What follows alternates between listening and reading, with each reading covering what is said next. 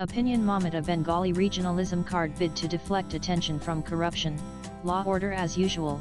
The ruling party of West Bengal, Trinamool Congress, held its annual Mega Martyrs Day rally in Kolkata on July 21. This rally is held to commemorate the police firing on the protest organized by the Youth Congress in 1993. For years, this rally has become an important event as it lays out the party's strategy for 1 year. With this annual event being the last one ahead of next year's state assembly polls, this event was awaited by states' political circles to get a glimpse of the ruling party's election strategy. And as expected, Party Supremo and also State's Chief Minister Mamata Banerjee charted out the party's strategy for the upcoming assembly elections in the mega rally. Nana, and during her speech, Mamata made it clear that she is going to bank on the card of Bengali regionalism to counter the main opposition Bharatiya Janata Party (BJP). Instead of playing the usual pro-Muslim card in the name of holding the flag of secularism high in the state, this time she has relied on playing the Bengali card by portraying the detention of illegal Bangladeshi migrants in the BJP-ruled states as attacks on the Bengali identity and drawing a conclusion by terming the Saffron Party as an anti-Bengali party. She also tried to motivate her party workers and supporters by calling them that her struggle won't end until and unless the BJP is removed from the centre. It has to be mentioned that this isn't the first time that Mamata has invoked Bengali regionalism to gain electoral benefits.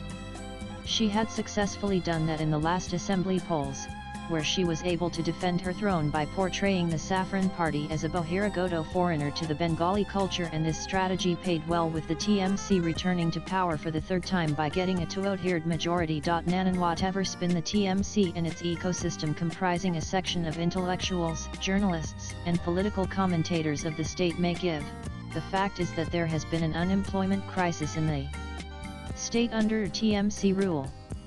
According to a National Statistical Office (NSO) report last year, the state lost 3 million jobs in the informal sector from 201,516 to 202,223. While the TMC establishment claims that the state has been performing well in attracting investments, critics have pointed out how the state has been lagging behind when it comes to actual investments.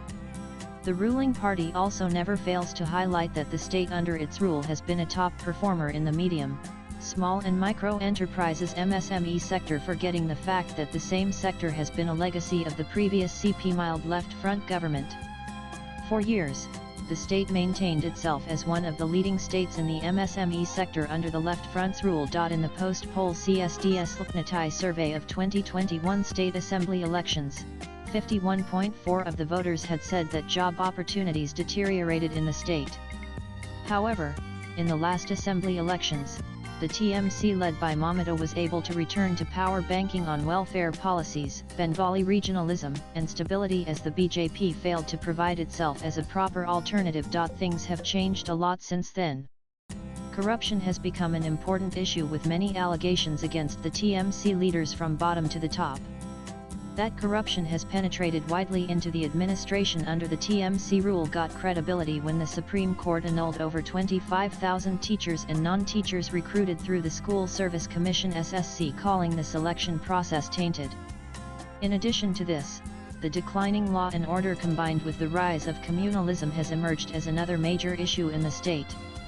This was seen in the Murshidabad violence resulting in the death of 3 people and the subsequent order of the Calcutta High Court to deploy central forces in the Violansayat district, and this order undeniably reflected the failure of the state administration. Nanan, despite seeing a decrease of 6 seats in the last Lok Sabha polls in comparison to the 2019 Lok Sabha polls, the BJP was still ahead in 90 assembly seats in the 2024 Lok Sabha polls. Although this number was lower than the 2019 Lok Sabha polls, where it was ahead in the 126 assembly constituencies, this was still higher than the 77 seats it got in the last assembly elections. This shows that the Saffron Party has established itself as a force to reckon with in the state, with the support from a large section of left voters, who still view the former as the main challenger against TMC. Not only this, the main opposition party, learning from its past mistakes, has been going through a makeover. This was visible through the appointment of Rajya Sabha MP Shamak Bhattacharya, a moderate leader within the state party leadership, as the state party president in the recent rally of Prime Minister Narendra Modi in Durgapur, where the latter raised slogans like Jai Ma Durga and Jai Ma Kali instead of the usual slogan of Jai Shri Ram. In addition to this, Modi also tried to counter Mamata's claims, without naming her, on detention of Bengali migrants in BJP states by saying that the Saffron Party is not against Bengalis but against illegal Bangladeshi immigrants. Let's not forget that illegal Bangladeshi immigration is a problem within the state too. Growing anti-incumbency and the ongoing makeover of the BJP as a party trying to align with the Bengal's culture, left Mamata with no option but to turn the heat of anti-incumbency against her government towards the BJP by playing the card of Bengali regionalism. She is in no mood to give the BJP any more space in the state. This became evident when she in her rally wasn't much vocal on the Muslim card.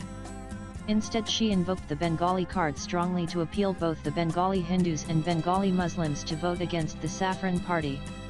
This also shows her attempt to deny the BJP a chance to polarize the majority Hindus against the TMC. Swipe left for next video. Apart from this, she also knows that she would be fighting a tougher battle next year, as 15 years of anti-incumbency is definitely not a joke, and welfare schemes can't always be the guarantor of victory, as evident from the defeats of Bharatiya Rashtra Samiti BRS in Telangana and Aam Aadmi Party AAP in Delhi. The author is a political commentator. His XID is Sagarneel Sinha. Views expressed in the above piece are personal and solely that of the author. They do not necessarily reflect NEWS18's views. Latest blogs.